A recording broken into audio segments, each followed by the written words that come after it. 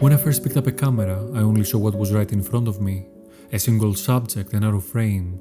Beautiful, yes, but often empty. What makes a photo feel alive isn't just the subject or the light. It's the layers. Without them, a photo is just an image. With them, it becomes a story. Learning to see layers was the lesson that transformed my photography, from flat scenes to moments filled with depth, connection, and life. When I first started photographing the streets back in 2014, I let excitement guide my photography. It was a beautiful time. I didn't overthink my photos. I saw a scene that I liked and I captured it. Simple, pure. But maturity in any craft comes with a trade-off.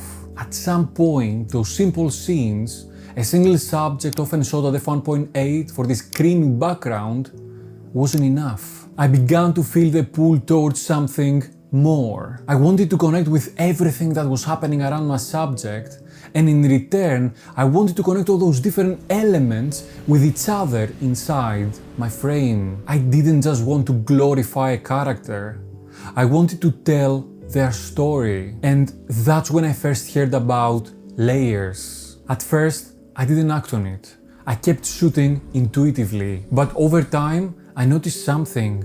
The photos that I loved most were the ones with organized, quiet complexity. Multiple parts of the frame working together. That realization made me slow down, leave behind the run and gun approach, and move to a more thoughtful process. And that's when the real challenges appeared.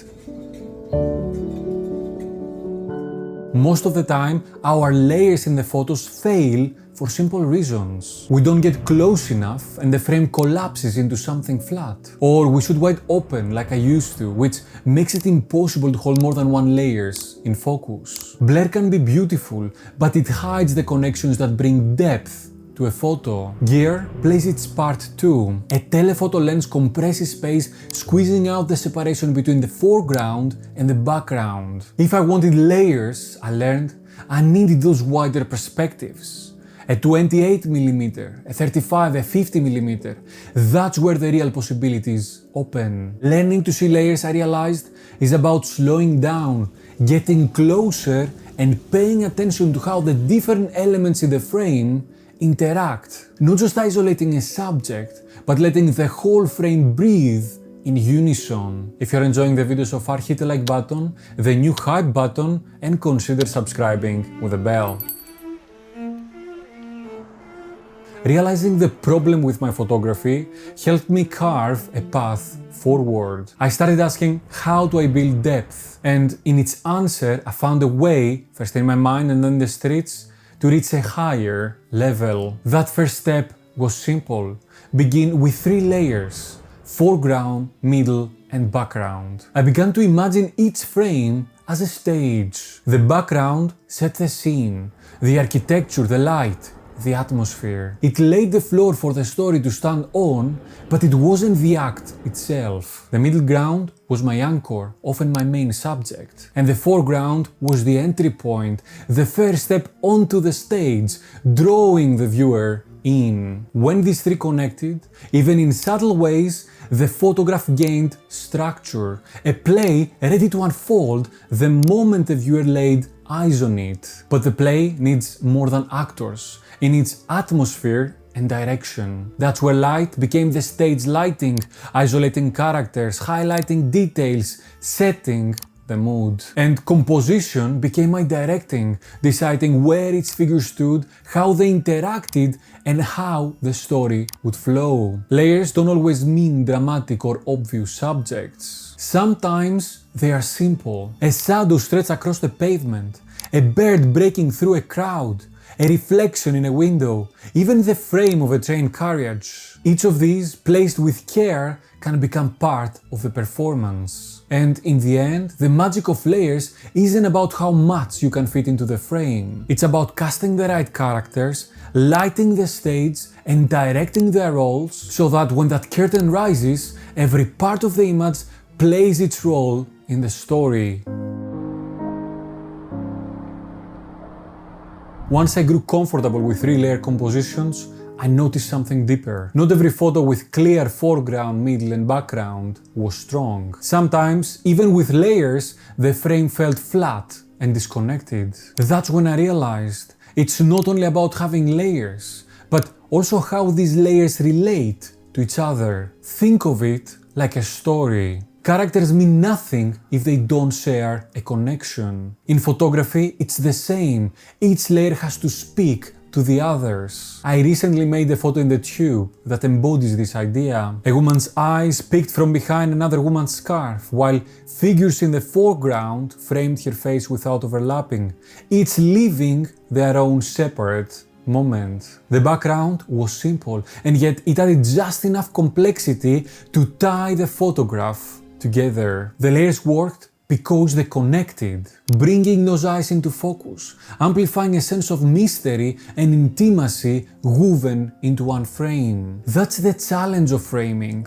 creating rhythm out of complexity. Some of the strongest layered photos look messy at first. They break all the rules of what a nice composition should be. People overlapping, colors colliding, shadows cutting the scene. But within that mess, there is a thread that guides the eye from one layer to the next. And once I've trained myself to see this way, the curtain of the stage lifted. I saw it clearly. Layering isn't just a technique. It's a reflection of life itself. Life is never simple. It's crowded, chaotic, full of hidden connections. The responsibility of the photographer is to find them, place them carefully in the frame, and let the play begin. Layers don't appear on their own.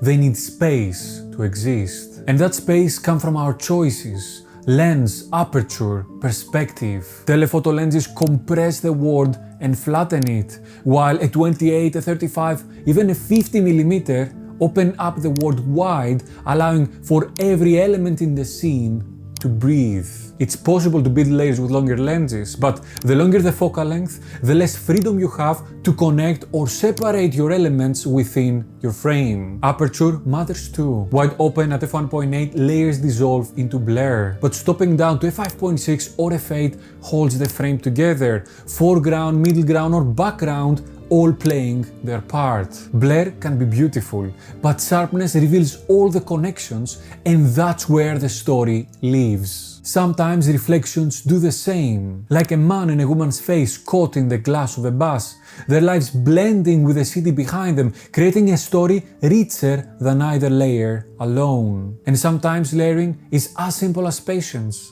Waiting for the right stride, the right expression, or the right connection. I will never forget photographing a couple while kids and people swirling all the way around them. Chaos and order all in one frame. That's the power of layers, turning a flat scene into something alive.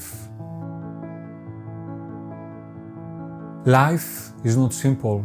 From daily chores to intimate thoughts, life is layered. We cross paths with others, experience overlapping stories, moments colliding. The beauty isn't in isolating one piece and ignoring all the rest, but in recognizing how they connect and breathe together all in one frame. Photography at its heart is practice for this way of seeing. When we slow down and pay attention, we learn how to interpret the world through our own lens, integrating our feelings into our frames to create depth. And with every layer we add, we don't just build stronger images, we build a clearer way of looking at the world. So next time you're out with your camera, don't stop at what's right in front of you. Ask yourself, what is happening behind, around, and between? How do these layers speak to one another? And what story do they tell together that none of them could say alone? That's where photography stops being just a picture and starts becoming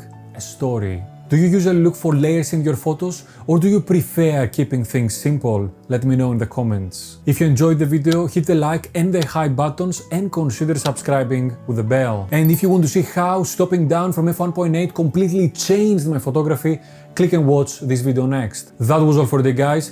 Thank you very much for watching. Until next time, I will see you on the streets. Bye bye.